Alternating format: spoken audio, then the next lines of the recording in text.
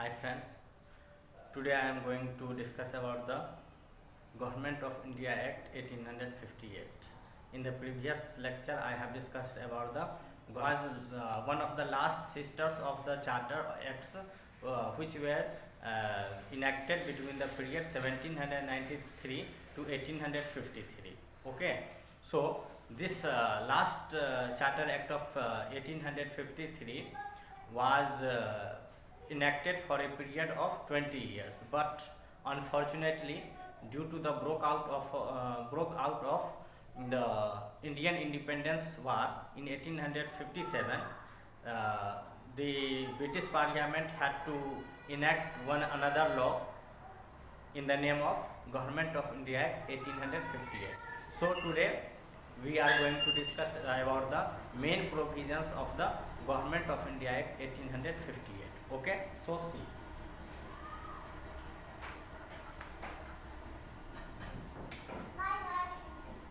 Government of India Act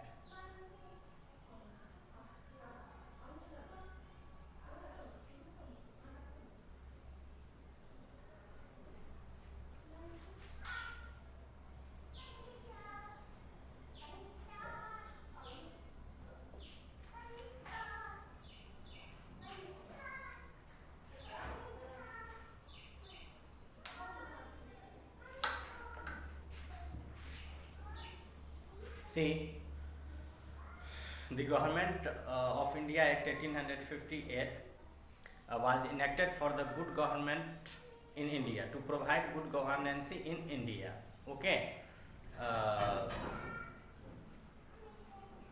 through this act, the government, the territories and the revenues of the company which was in its control for the Indian affairs was to be handed over to the crown. Okay, so by the Government of India Act 1858, all the powers related to the territory governments and the revenues were transferred into the hands of crown. Okay, directly. In 1857, election took place. Okay, and Lord Palmerston emerged as the new Prime Minister of Britain. Okay, so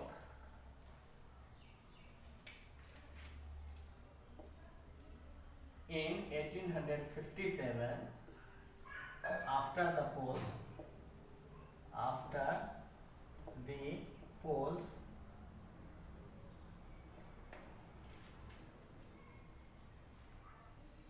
Lord Palmerston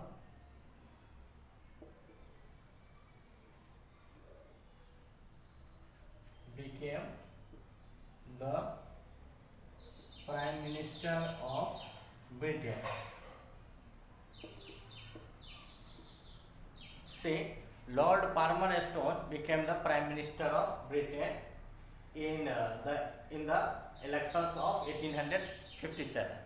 Okay, in the year 1857, and at the time when the government of at the time when the Government of India Act 1857 was being enacted, Lord Canning became the first Viceroy of India. First Viceroy of India.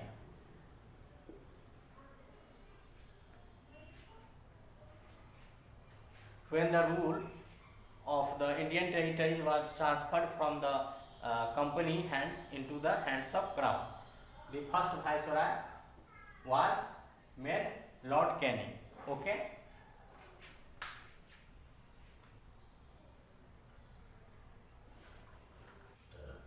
so see, main provisions of the Government of India Act 1858.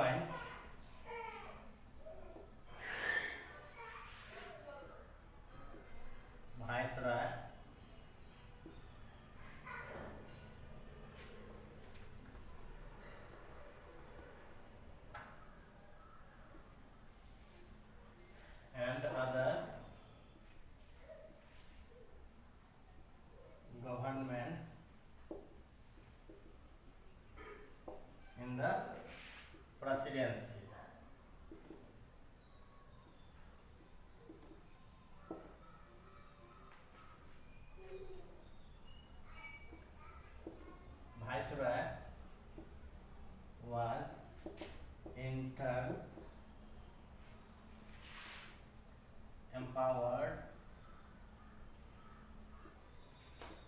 to appoint lieutenant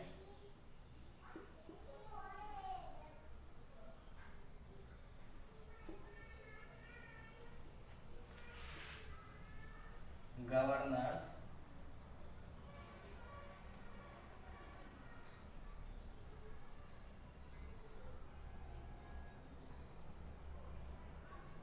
by taking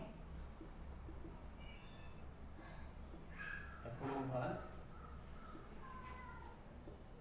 of the crown.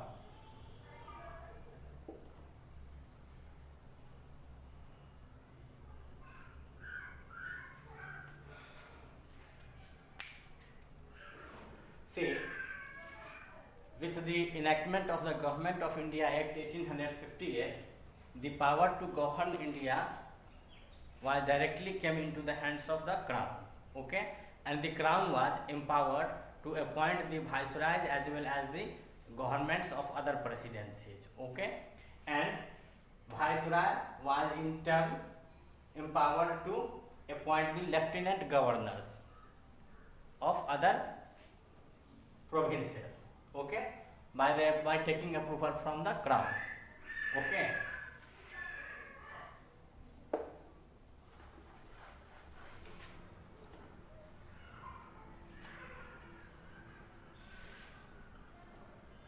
The board of control and court of directors were abolished and instead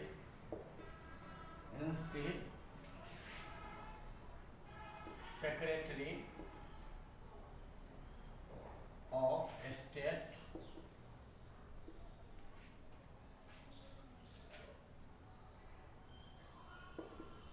with a council of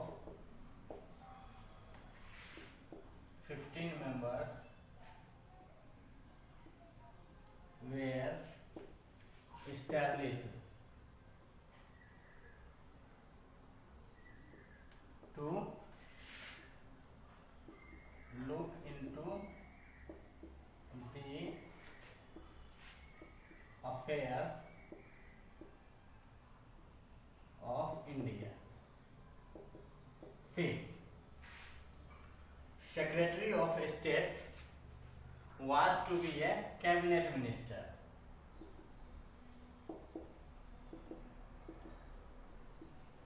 Secretary of State was to be a cabinet minister, and he was responsible only to the parliament. Only to the British parliament. Okay.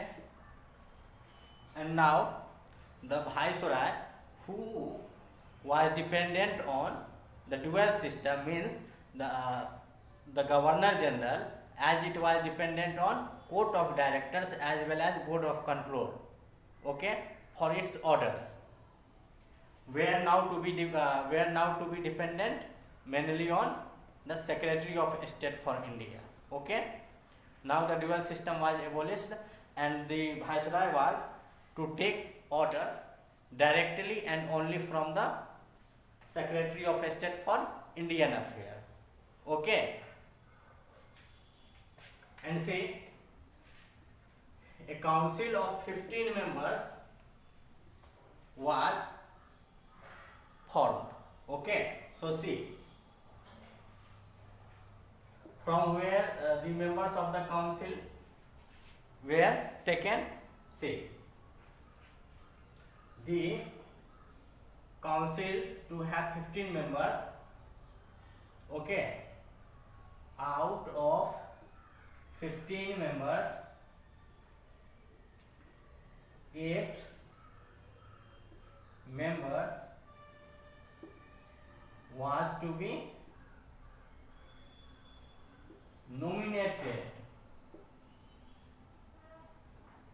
by the crown, and the remaining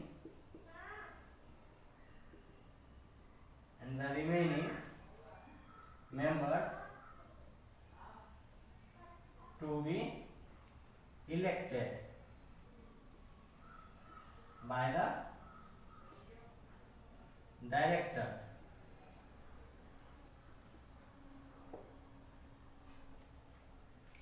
And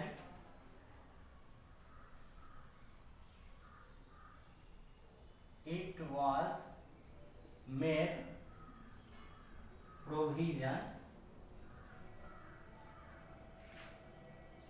that not less than 9 members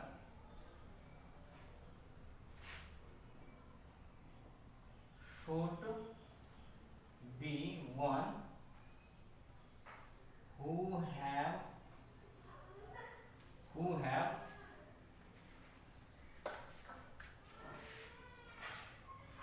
resided or served in India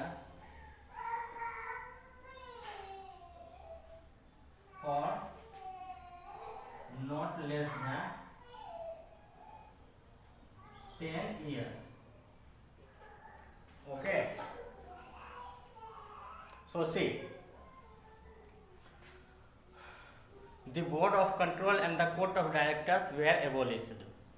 means board of control और court of director जो administrative authority थे company के, जो कि उनके affairs को देखते थे, इंडिया में जो अफेयर्स था उनका कंपनी का, उसको देखते थे, ठीक है, इन दोनों को समाप्त कर दिया गया, कोर्ट ऑफ डायरेक्टर और बोर्ड ऑफ कंट्रोल को, और इनके सारे अधिकार एक नए मंत्री को दे दिया गया, सेक्रेटरी ऑफ स्टेट को दे दिया गया, जो कि एक कैबिनेट मिनिस्टर हुआ करते थे, ठीक है, और जो अपने कार्यों के प्रति उत्तरदायित्व किसके प्रति थे, वो जो भी कार्य करते हैं secretary of state for India, तो वो रिस्पॉन्सिबल सिर्फ और सिर्फ पार्लियामेंट के प्रति थे, ठीक है।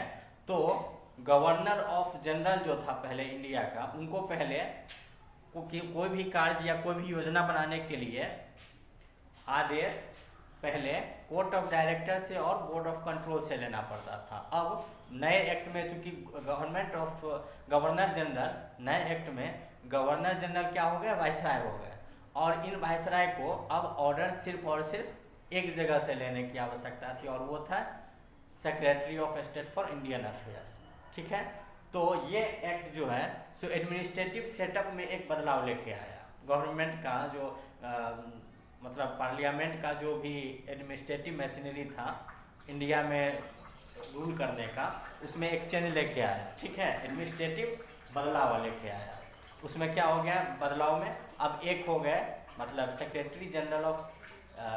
Secretary of state for India, एक पद हो गया, और वो सिर्फ उनका नियंत्रण चलता, ठीक है, इंडिया में जो भी शासन था उसके लिए सिर्फ उनका चलता, और वो बदले में secretary of state for India जो थे, और वो सिर्फ और सिर्फ पार्लियामेंट में जिम्मेदार होते, और वाइसराय को सिर्फ एक आदमी डील करता, और वो था secretary of state for India, ठीक है, और किसी से कोई मतलब नहीं रह गया था। सो देखिए, ये तो हो गया कि सेक्रेटरी ऑफ स्टेट जो है सो कैबिनेट मिनिस्टर था पार्लियामेंट का, ठीक है, और वो पार्लियामेंट के प्रति उत्तरदायी थे, और काउंसिल जो इनके मदद के लिए, सेक्रेटरी ऑफ स्टेट के मदद के लिए जो 15 मेंबर का काउंसिल था जिसका स्थापना हुआ, उसमें 15 मेंबर में से 8 मेंबर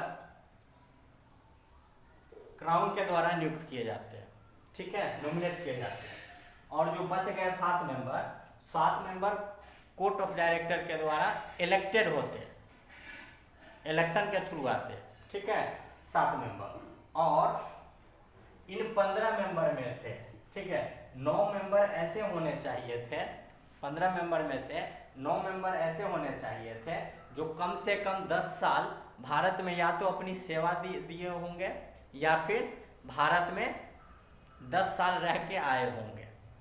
उससे कम वालों को इस काउंसिल में जगह नहीं दिया जाता था। ठीक है, सो ऐसा प्रावधान इसमें बना। 9 से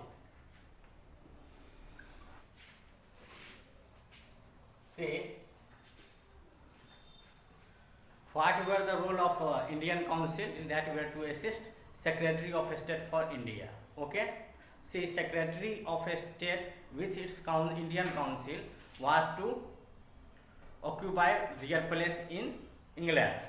Okay, so see what role the Indian Council was going to play. Okay, so see, the Indian Council,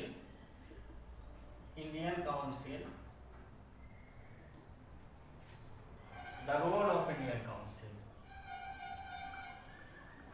See, the role of Indian Council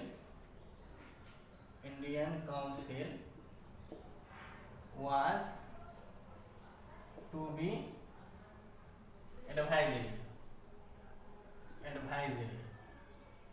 and its concurrence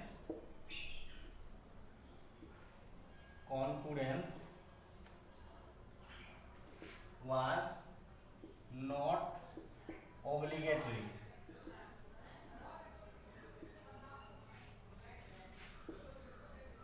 On the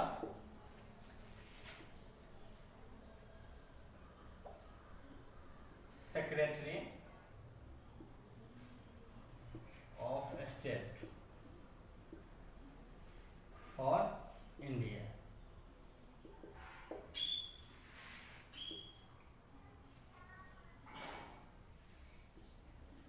Secretary of State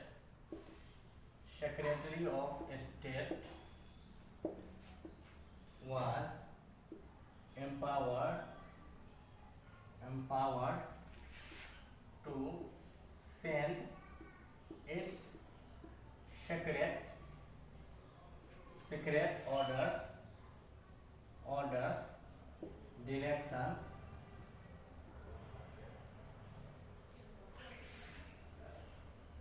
etc. regarding the affairs of India, like waging war,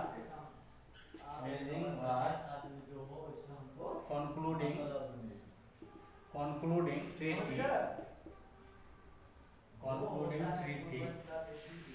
making peace,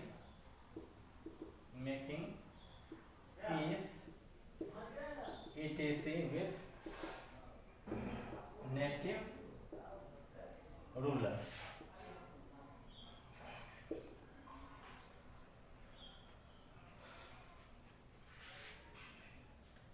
Secretary of State was also empowered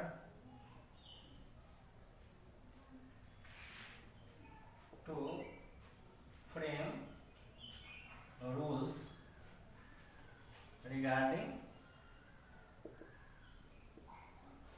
the recruitment of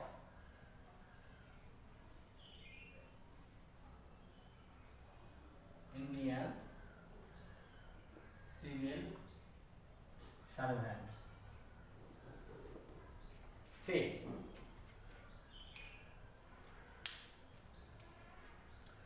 the role of Indian Council was to be advisory.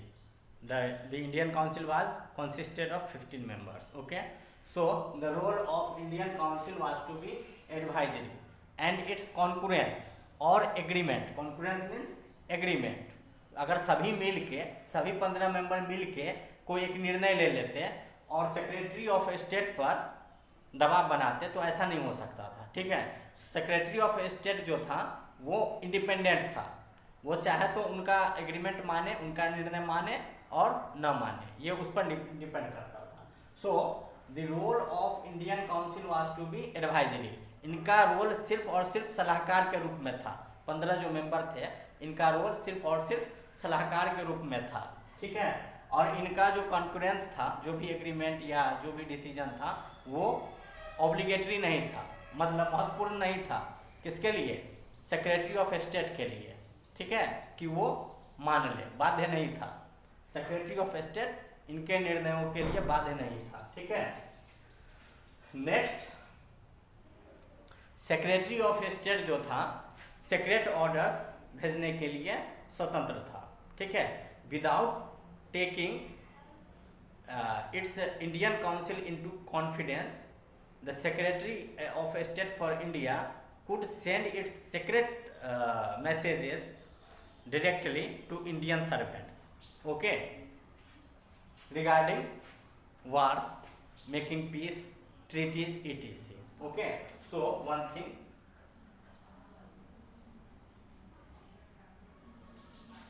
without taking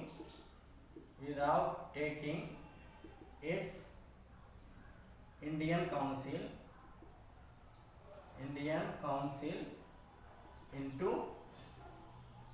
into its confidence. So now who was supreme? The post of Secretary of State for Indian Affairs was to act as the supreme authority for the formulation of laws in India, and Viceroy was to directly obey the orders of the Secretary of State for India. Okay. Secretary of State was independent to do anything, to take any decision, but Secretary of State was responsible only to the Parliament. Okay. Now see, this was done in order to remove the confusion, जो कि confusion होता था, चूँकि board में बहुत सारे member होते थे, कोई कहा नहीं चलो पूरब में, ठीक है, 4 कह दिए पूरब में चलो, 5 कह दिए नहीं पश्चिम में चलो, ठीक है। और जो अथॉरिटी होते थे वो एक जगह पास होता था, फिर बोर्ड ऑफ कंट्रोल खुश हुआ तो कोर्ट ऑफ डायरेक्टर ना खुश हुए, कभी ये कभी वो, तो ये सब जो कन्फ्यूजन था उसको दूर करने के लिए सबको हटा के एक पद क्रिएट किया गया, वो था सेक्रेटरी ऑफ स्टेट का, ताकि कन्फ्यूजन एडमिनिस्ट्रेशन से रिलेटेड जो जिस भी प्रकार का कन्फ्यूजन था उसको दूर किया जा सके, ठीक है। Next is the secretary of state. पहले कंपनी के स्टाफ के अपॉइंटमेंट के लिए कौन बोर्ड रूल फ्रेम करता था?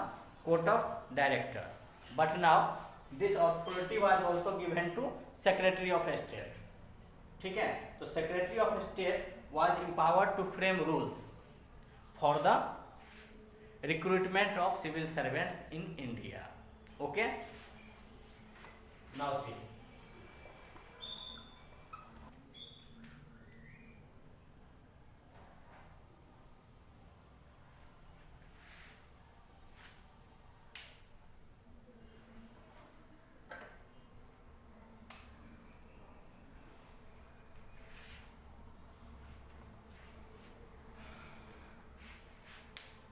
now see,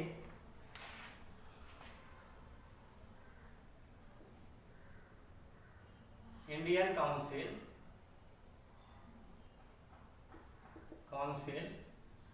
was empowered to appoint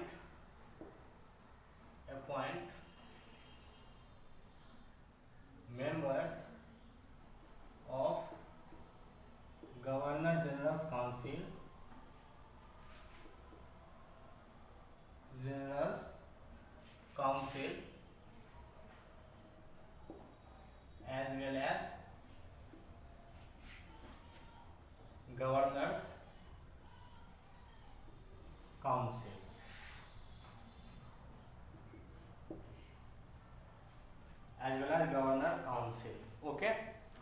Say these were the official members which were appointed by the council. The names of the persons who were to be appointed as member of Governor General's Council as well as the Governor's Council were suggested by the Indian Council. Okay. See,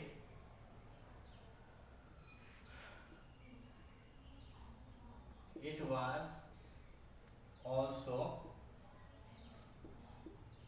to control civil and military servants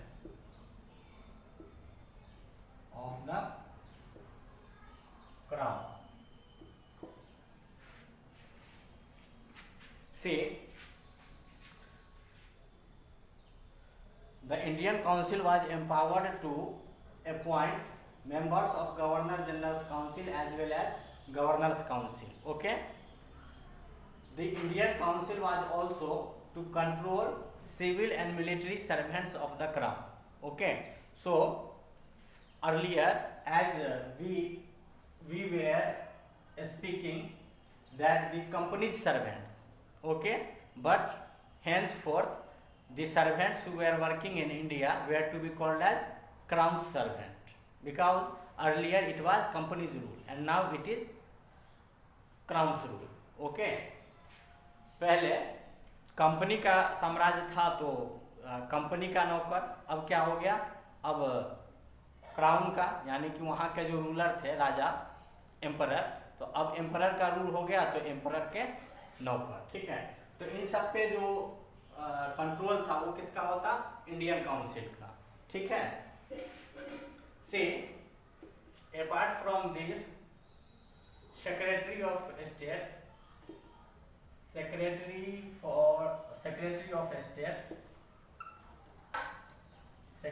of state for Indian affairs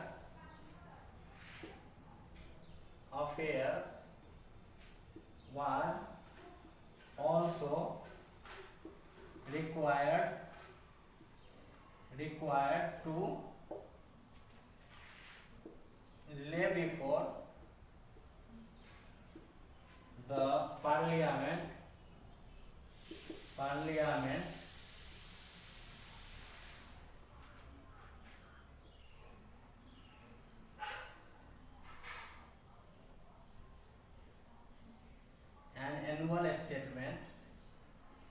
an annual statement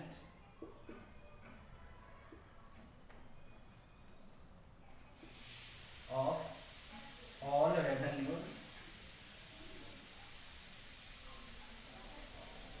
revenues and expenditure.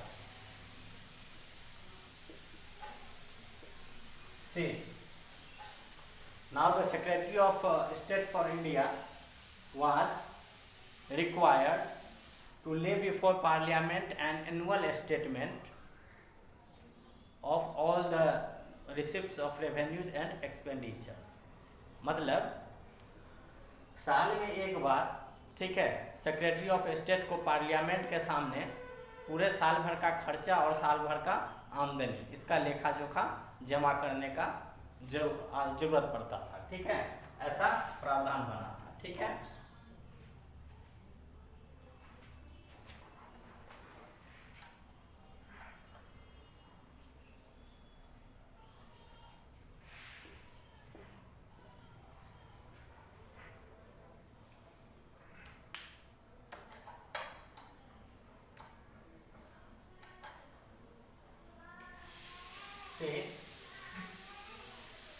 Thus the Secretary of State was to be the person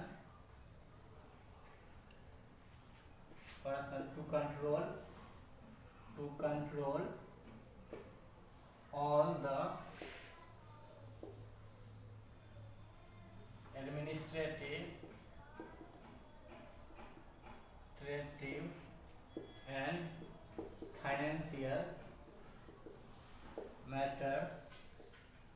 matters related to the governance in India, and also various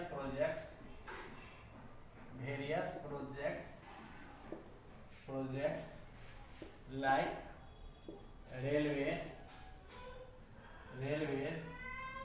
telegraph,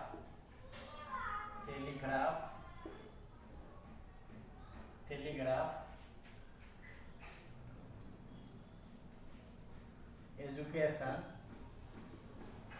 and other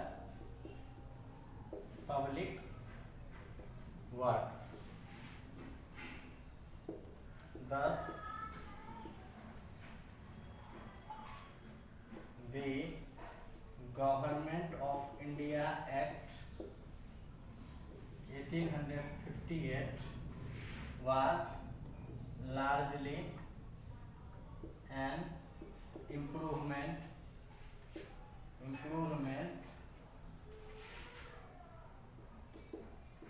in the machinery of administrative setup of the company,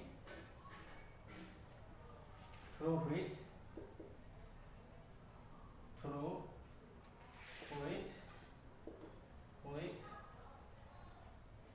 the affairs of government could be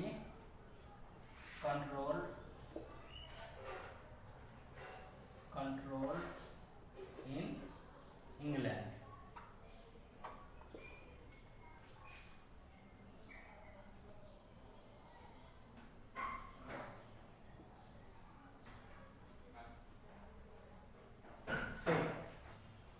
Say, thus the Secretary of State to be the person who control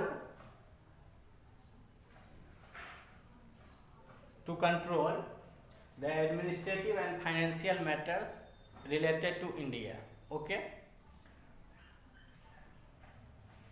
and apart from financial and administrative matters, it was also to control various projects like railway, telegraph, education, and other public works. Okay, thus Government of India Act 1858 was an improvement in the machinery of administrative setup, okay, which was to control the government in India, okay, by creating the post of Secretary of State and its council. Okay, so thank you. In the next class we will discuss about the council act. Okay.